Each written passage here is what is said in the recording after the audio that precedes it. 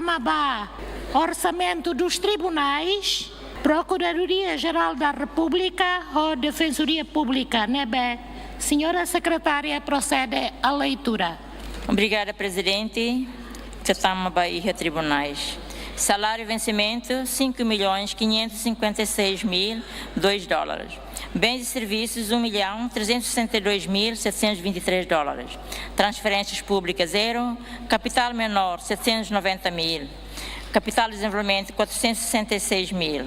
Total, $8.174.725.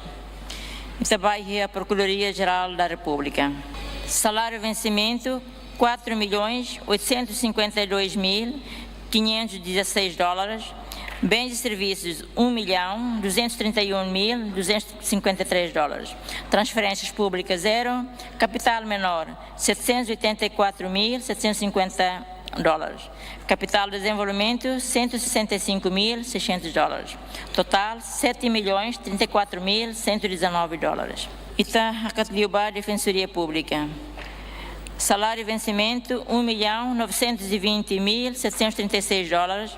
Bens e serviços, $622.069. Transferências públicas, 0. Capital menor, $225.000. Capital de desenvolvimento, $450.000. Total, $3.217.805. Obrigada, Presidente. Maita prepara a vota para orçamento dos tribunais. Quem vota a favor, contra, não há abstenção.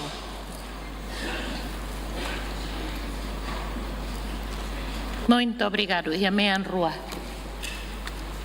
Resultado da votação do orçamento dos tribunais. A favor, 42, contra 2, abstenção 21. Orçamento dos tribunais passa. E está prepara para vota para orçamento Procuradoria-Geral da República. Quem vota a favor, contra, não há abstenção.